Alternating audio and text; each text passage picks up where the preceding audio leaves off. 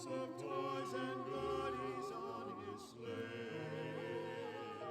And every mother's child is gonna smile to see if reindeer really know how to fly. So I'm offering this simple phrase to kids from 1 to 9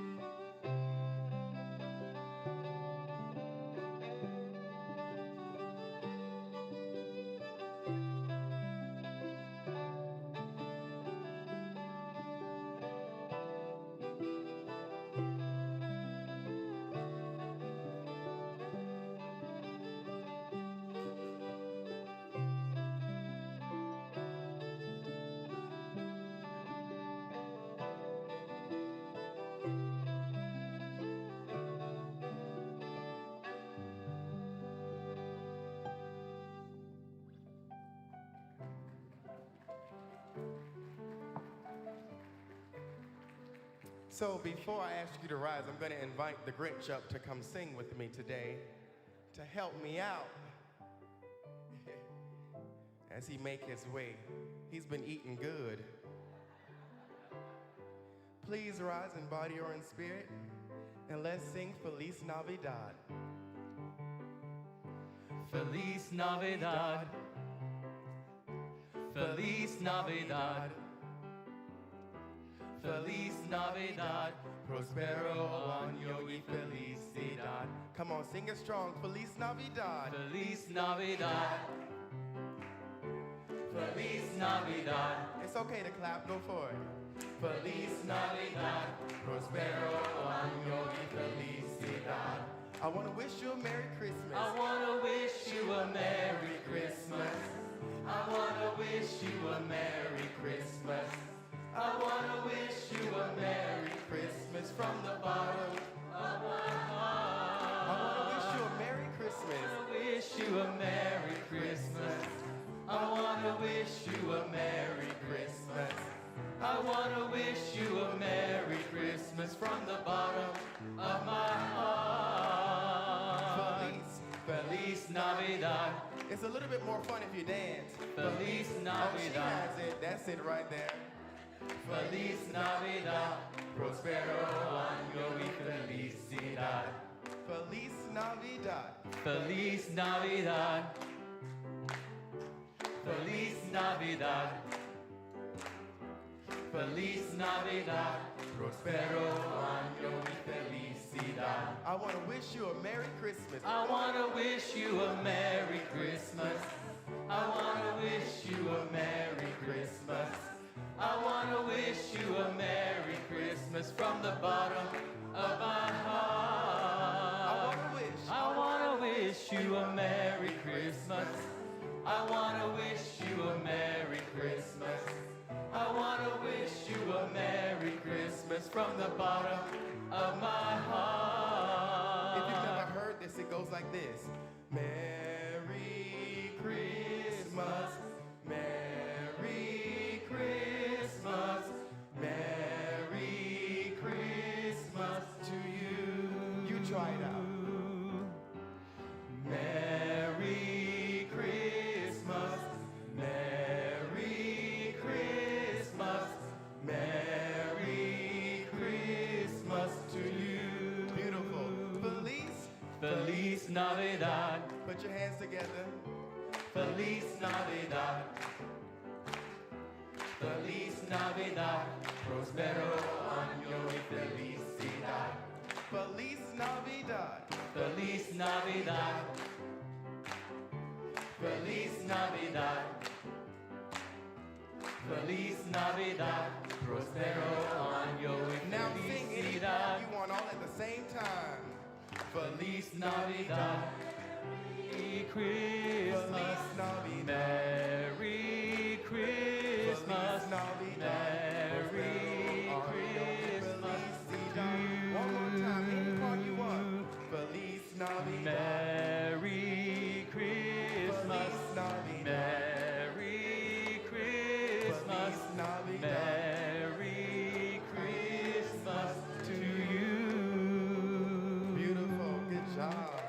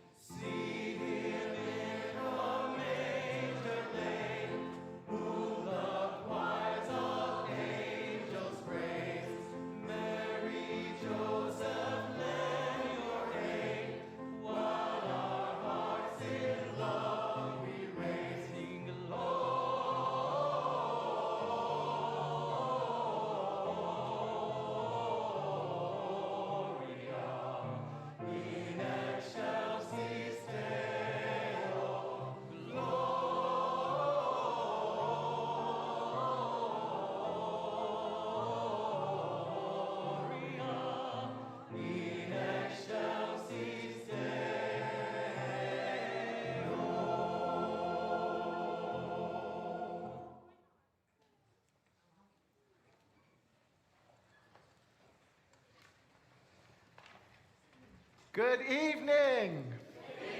And welcome to Christmas Eve at the Unitarian Universalist Congregation of Atlanta, where we are transforming lives through courageous action and soulful connection. We're so glad you are here. My name is Jake Morrill, he and him, and I am the senior sabbatical minister until the end of January when Reverend Taryn comes back.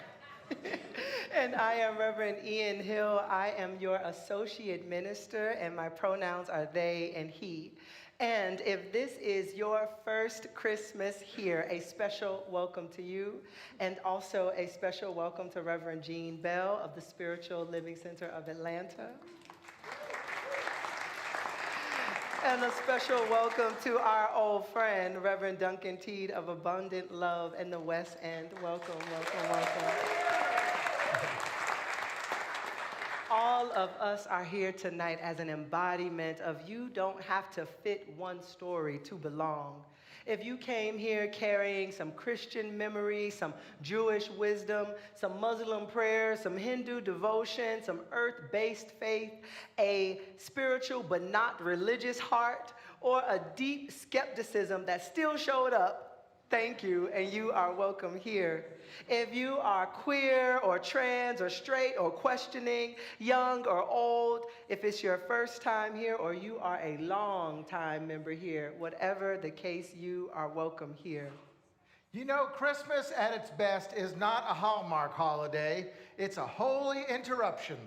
It's the ancient insistence that love shows up in the real world, not in perfect conditions, but sometimes when you least expect it. Tonight, you'll hear a story of a people on the road looking for refuge.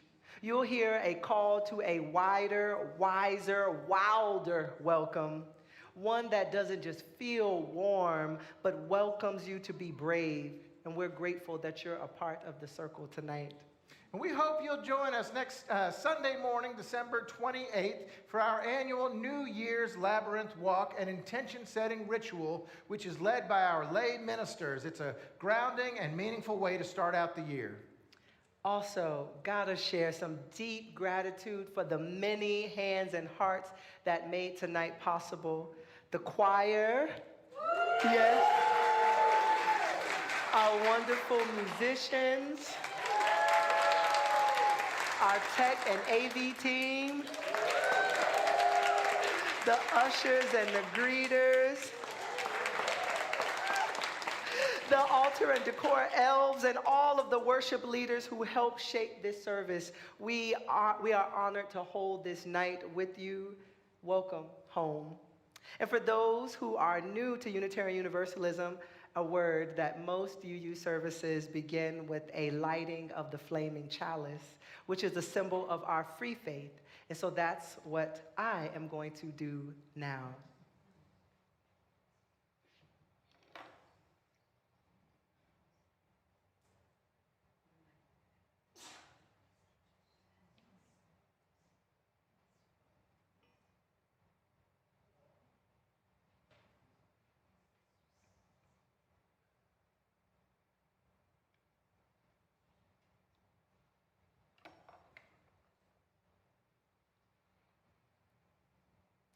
And now let us say the chalice lighting words together.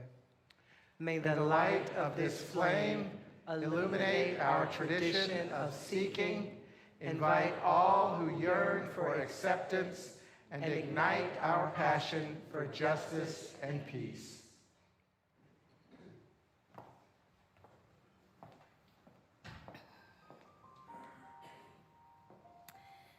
Have you ever been somewhere on the road late at night and wondered, where on earth could we stay? Or will anyone open their doors to us? I want to tell you a true story that is happening right now, not far from here. If you leave the sanctuary tonight, get in your car and drive about 2.5 hours southwest of Atlanta, you'll come to a very small town in Georgia called Lumpkin. Just outside that town is a large building surrounded by fences and floodlights. It's called the Stewart Detention Center. People are taken there suddenly, sometimes in the early morning, ripped from their homes, sometimes without warning, away from their families, away from their jobs, and the lives they've been living for years. This year, families across Georgia have been living with that fear again. Sirens, a knock on the door, a parent who doesn't come home. So, as they can, their families travel long distances to Lumpkin, grandparents, spouses, children. And I want you to imagine one child, a little girl, say, holding a backpack that's too big for her, clutching a jacket, on the road to find where they've taken her father. The sun is going down, and she doesn't know where they will sleep. Because the town of Lumpkin is so small, it's not easy to find lodging, to find somewhere warm to wait. But let me tell you the good news. Just minutes away from the detention center, there is a modest house.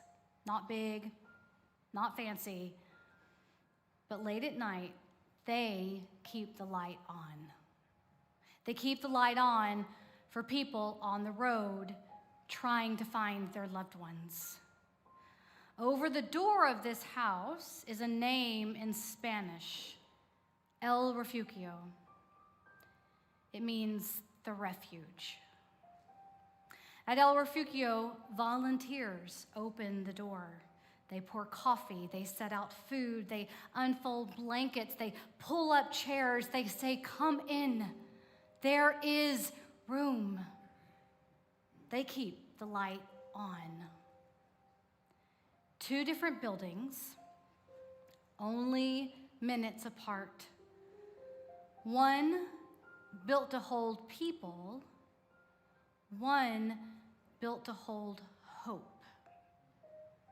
And sometimes, when someone inside the detention center has no family who can come all that way, volunteers from El Refugio go anyway. They sit with them, so no one is alone. They do this knowing that in these times it takes courage, knowing it can draw attention, knowing that extending hospitality isn't just a nice thing to do. They know that hospitality is a brave thing to do and the right thing to do. This is not a story from long ago. This is not far away. This is happening tonight, just a few hours from where we are sitting. And that is why this is a Christmas story. Because on the night Jesus was born, there was fear too, empire too, danger too. And still, someone opened the door. Not into a palace or a fortress or a grand mansion.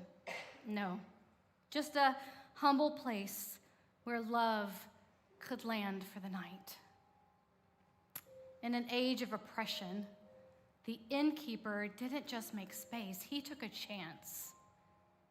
And El Refugio takes the same chance again and again. They keep the light on. And you know, this is what our faith looks like when it puts on shoes. When welcome becomes action. When love becomes shelter. And Christmas asks us to do something too, not whether we particularly like this story, but whether we will join it and make it our own. May we be the people who keep the light on. May we be the house someone hopes is still lit. May we make room not just tonight, but every night.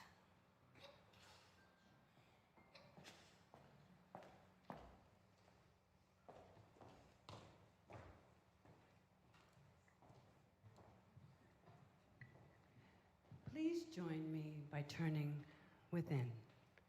Close your eyes if you'd like, or simply soften your gaze. And let us now recognize that there is one power that is the source and substance of all things. And it's called by many names. I simply call it love. Love. And this love is in and through and is the very essence of our lives. And what I know about this divine love, I know that it is at the center of all of humanity. And all we have to do is let it out through our actions. For we are love's hands. We are its feet. We are love's voice. Yes, this love is ever available and knows no bounds, no limitations. It recognizes no race, no ethnicity. Nothing is foreign or alien to it, for it is all things. Love transcends all so-called divides and borders, for the whole world is its home. Yes, love opens up its metaphorical arms and welcomes in all of humanity. I now pray for a greater expression of this love and all of its divine attributes of compassion, loving kindness, sacred service, and peace to all of us and to the entire world, until the entire world is filled with this love on this holy and sacred evening. Amen, and so it is.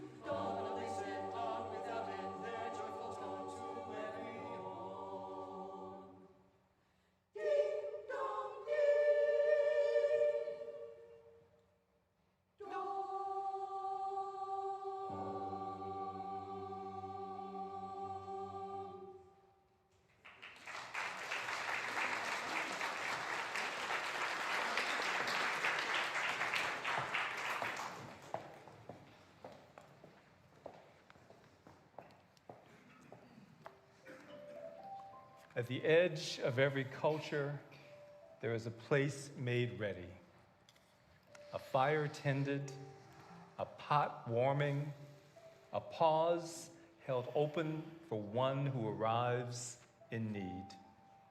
Hospitality begins in attentiveness, the practiced readiness to see another's hunger, another's fatigue, another's long road. It is wisdom carried in the body, passed hand to hand, generation to generation, across thresholds and seasons. We keep the table set.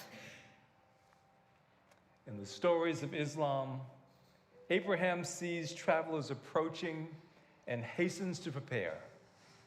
Flour kneaded, bread baked, milk drawn, meat roasted. Food is offered without delay, before names are spoken, before intentions are known. Welcome opens the door through which blessing enters. We keep the table set.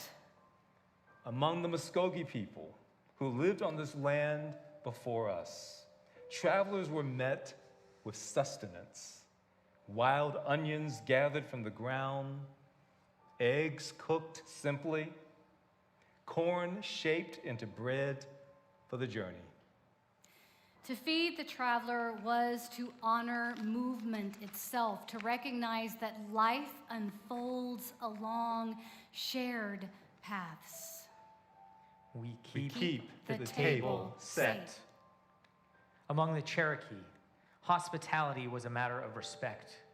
Canuchi, hickory nut soup, slow, simmered, and sustaining, made from what the land provided. Staples were kept ready because travelers might arrive and hunger should never meet indifference. We keep the table table set. In Buddhist traditions, hospitality flows from compassion, metta, and generosity, dana. Food offered to monks, shelter shared with travelers, care extended without transaction.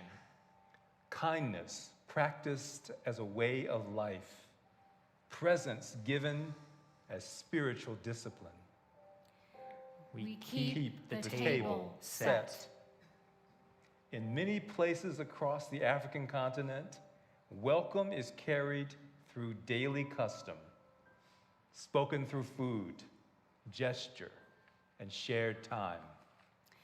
In Morocco, mint tea is poured again and again, sweet enough to linger, offered with murba. You are welcome. In Senegal, Teranga names a shared value, hospitality as moral responsibility, meals shaped for community, belonging widened with each guest. Among the Hausa in West Africa, the guest is given the place of honor, the best portion, and conversation that affirms respect. Among Yoruba and Igbo peoples, kola nuts are broken, pepper and red oil offered, greetings spoken with care and precision. In Ethiopia, coffee is roasted and poured in ceremony, time slowed so strangers may become kin. In parts of Chad, the choicest portion is offered to the guest, a sign of honor and relational trust. We keep the table set. And here, in the Black churches and kitchens of the South, there is a welcome table. Sung into being, practiced in fellowship halls, kept alive in home kitchens and church basements. A table where dignity is defended, where scarcity does not cancel generosity, where love learns how to endure. We keep the table set. Tonight, on this holy night, we remember that Christmas begins with room made ready. With shelter offered, with food prepared, with care extended before certainty. May we be a people whose tables are already waiting, steady with trust, warm with courage, open to the holy we have yet to recognize. We keep the table set.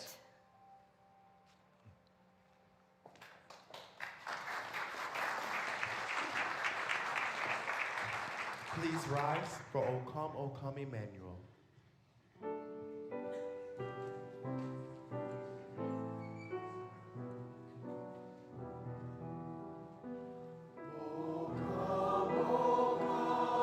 Emmanuel, and ransom captive Israel, that mourns in lowly exile here, until the Son of God appear. Rejoice, rejoice, Emmanuel shall come to thee, O Israel. O come, desire of nations, find all peoples in one heart and mind.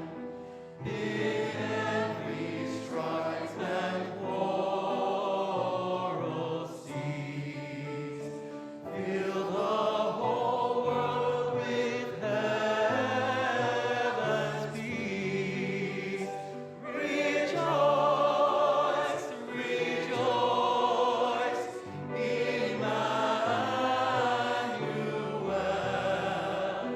shall come to thee, O Israel.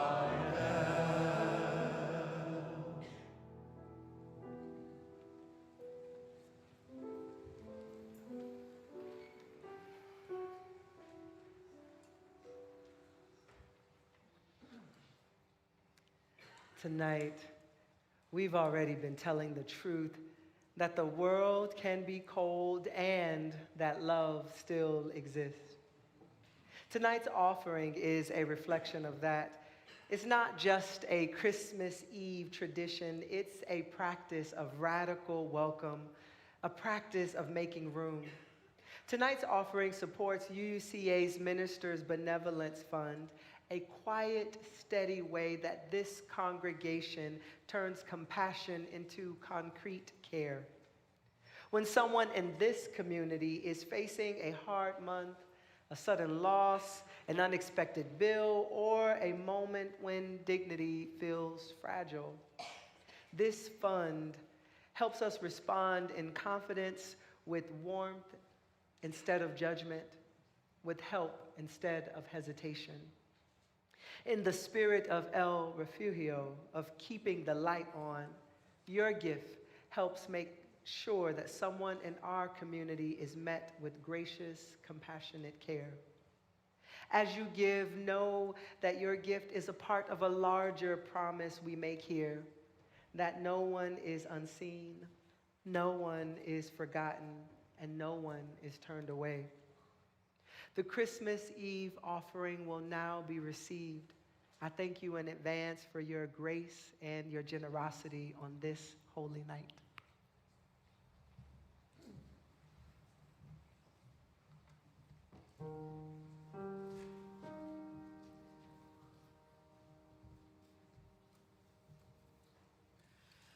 I heard the bells on Christmas Day, their old familiar carols play, and wild and sweet the words repeat of peace on earth to all goodwill.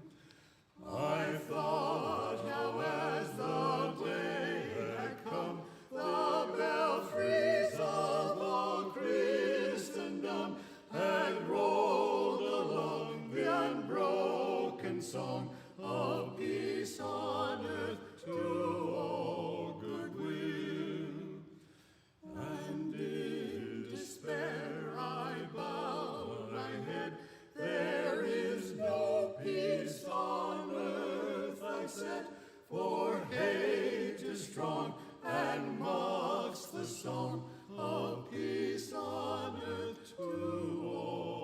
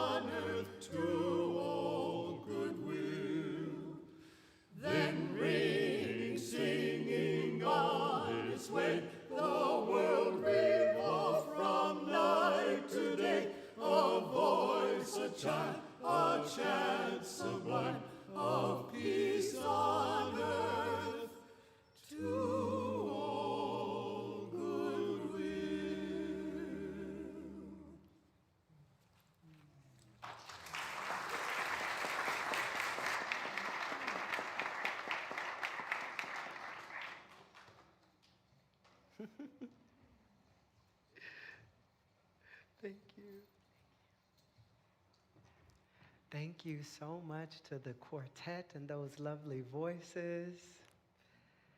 And thank you all. Please join me in the dedication of this offering to the work of this congregation, which is weaving a tapestry of love and action we call community.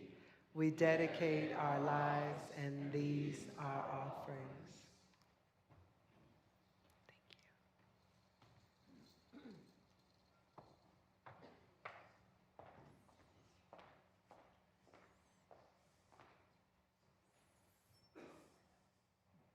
In those days, a decree went out from Caesar Augustus that all the world should be registered.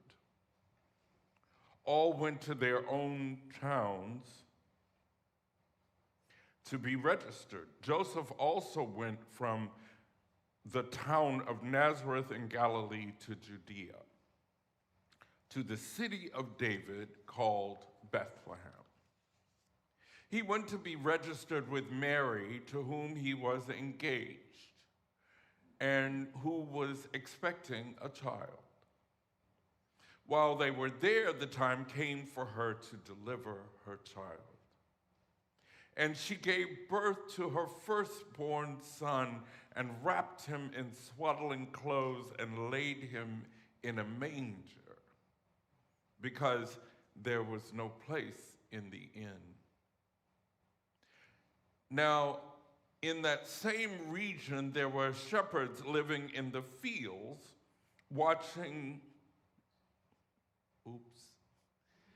keeping watch over their flocks by night. Then an angel of God stood before them, and the glory of God shone around them, and they were terrified. But the angel said to them, "Do not be afraid, for see, I'm bringing you good news of great joy for all the people. To you is born this day in the city of David a Savior, who will bring peace to the world. This will be a sign for you. You will find a child wrapped in bands of cloth and lying in a manger." And suddenly, there was with the angel a multitude of heavenly hosts, praising God and saying, "Glory to God in the highest heaven, and on earth, peace and goodwill to all." When the angels had left them and gone into heaven, the shepherds said to one another, "Let us go now to Bethlehem and see this thing that has taken place." So they went with haste and found Mary and Joseph and the child lying in a manger. When they saw this, they made known what they had been told them about this child. And all who heard it were amazed at what the shepherds told them. And Mary treasured all these words and pondered them in her heart.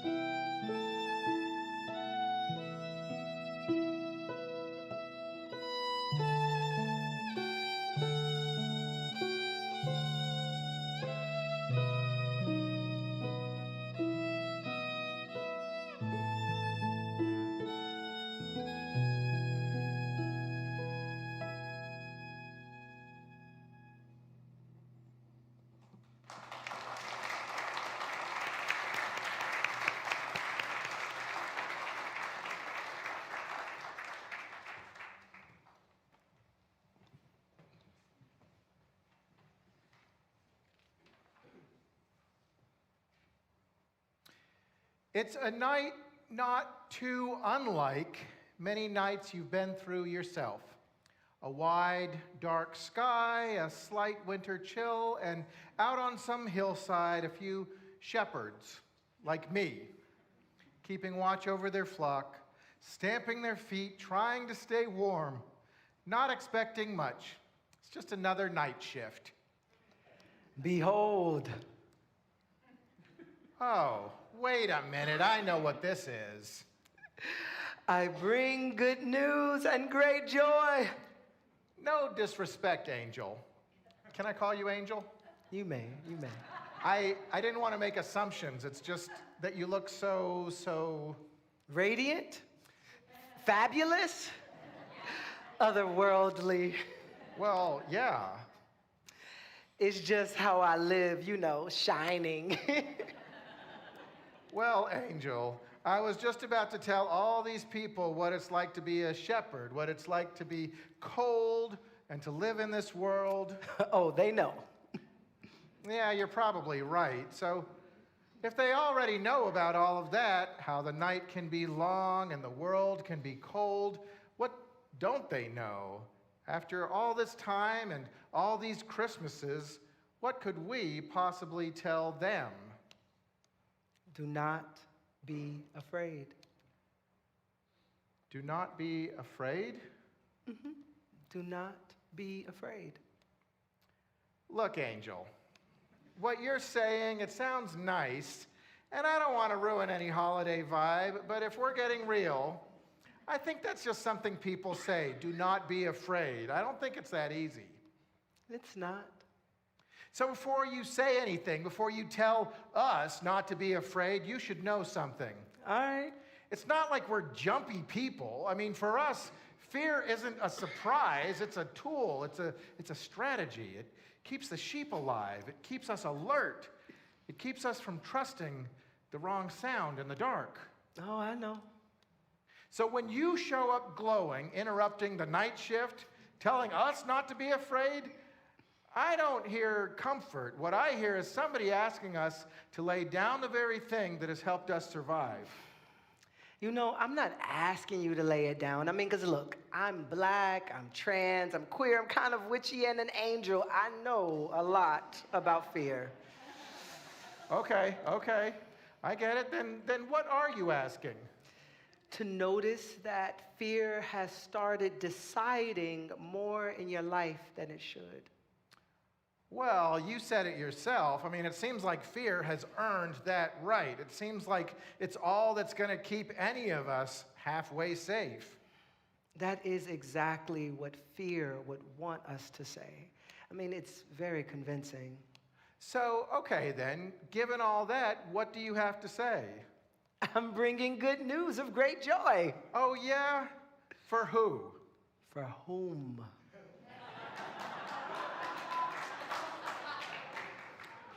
Okay, Angel, for whom? For all the people. All the people? All of them? Yes, all of them.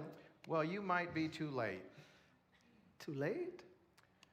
Look, I don't know how you get your news, but in Knoxville yesterday, at a gas station in Knoxville where I live, a poor woman got desperate, got herself into a 6-hour standoff with the police. Yes, I've heard about that. Well, then you know how it ended, how the Knox County Sheriff Office had its SWAT team and how all they could think of for responding to that situation was violence. That's what happens in this society where society's investing in arming up and walling off instead of funding for mental health and sustainable living. Things like that end in tragedy every day where I'm from. I know about that kind of thing. Okay. So be honest with me. Is God too late? Because where I'm standing, it looks late. Late for that woman in Knoxville last night, late for the child who doesn't make it through the winter, late for the people in Stewart Detention Center, late for the prayers we stopped saying out loud because they kept coming back to us, marked return to sender. You're measuring time the way fear measures time. How else would I measure it? By empire calendars or temple festivals? By people who can afford to wait? No. Good, because where I'm from, late is not just some metaphor, a way of talking. Late is a doctor who doesn't come. It's forgiveness that shows up after the damage is done. Late is arriving just in time for somebody to tell you it's too late. God is not late. Then why on earth now? Because you are here now. Because now is where you are. That sounds like something to say when you don't have a good answer. It's what someone says when the answer is not control. Okay, so all of this good news of yours isn't about fixing things?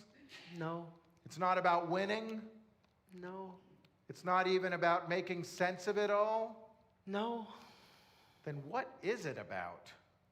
It's about the divine drawing close. It's about love in this world. It's about God refusing to love you from a safe distance. Tonight is one more time when the divine is knocking on your door, standing at your threshold, waiting, hoping, seeing how you'll respond. And that's your good news? Yes, that's the good news. Sounds less like reassurance and more like some kind of reminder. Well, that's one way to put it. So let me get this straight. All right.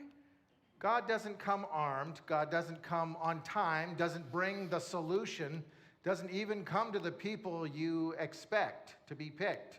Yeah, that's right. You're telling me God comes unannounced, unhoused, needing a place to stay? Yes, and sometimes as the stranger at the door, sometimes as a baby in the manger, but always inviting us, asking us this time if we'll open the door. You know, that sounds like a terrible plan. I know. Nobody in their right mind would live like that all the time, flinging open our hearts and our doors, welcoming strangers, overriding our fear.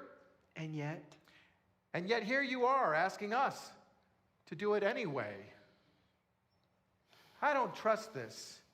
Leaving this familiar hillside, going down to that manger to greet this new child, risking hope one more time. you don't have to. In each life, it's a choice. And some people choose no. But I know what happens when we close ranks, when we say the cost is too high, when we hoard our small fire. I like how you're thinking. One way to see all of this is as spreading the light, making sure it's not hoarded, making sure that each person around you knows that they're invited, even at this late hour, to say yes to love.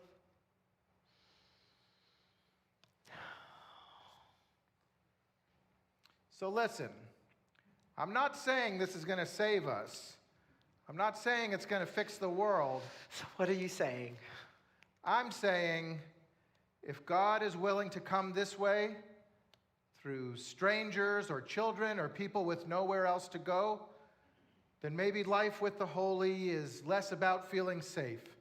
Maybe it's about making room before we understand what's going to happen to us if we do. I mean, when we do. I'm going to go see this thing for myself, not because I'm sure. I still have plenty of questions. I'm a Unitarian Universalist. I'm saying yes, and I'm going to go greet the stranger because I don't want the long night to decide who I become. Little by little, that will be enough. Is anyone else coming?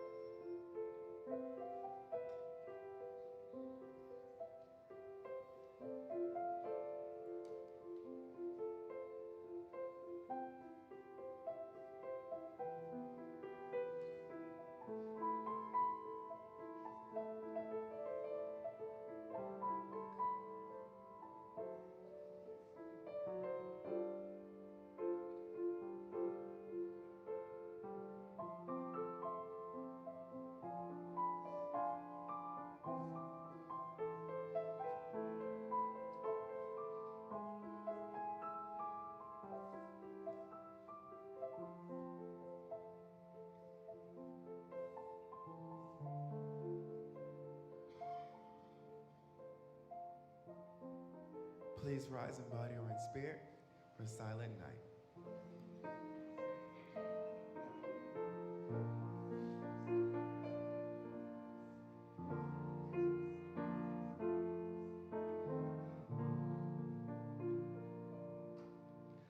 Silent night, holy night, all is calm, all is bright, round yon virgin mother and child, holy infant so tender and mild, sleep in heavenly peace, sleep in heavenly peace. Silent night, holy night, shepherds quake at the sight, glory stream from heaven afar, heavenly hosts sing hallelujah. Sleep in heavenly peace.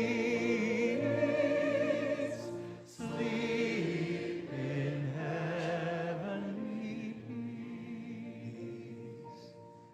As we go out into Christmas Eve and the rest of the holiday season, take with you these words and ponder them in your heart. This is a night we honor the birth of a great hope, the possibility of justice and peace to spread throughout this troubled world. May the magic of this Christmas moment bless us in these days ahead, when the song of the angels is stilled, when the star in the sky is gone, when the kings and princes are home, when the shepherds are back with their flock, the work of Christmas begins. To find the lost, to heal the broken, to feed the hungry, to release the prisoner, to rebuild the nations, to bring peace among siblings, to make music in the heart.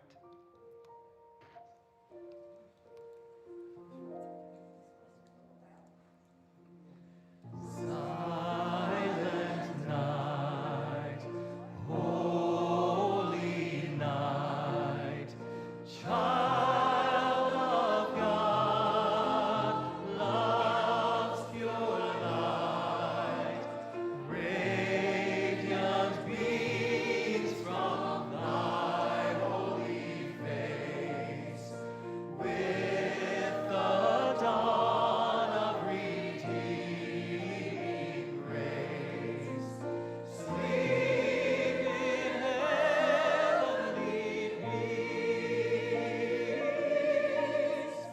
Sleep in heavenly peace. Merry Christmas, go in peace.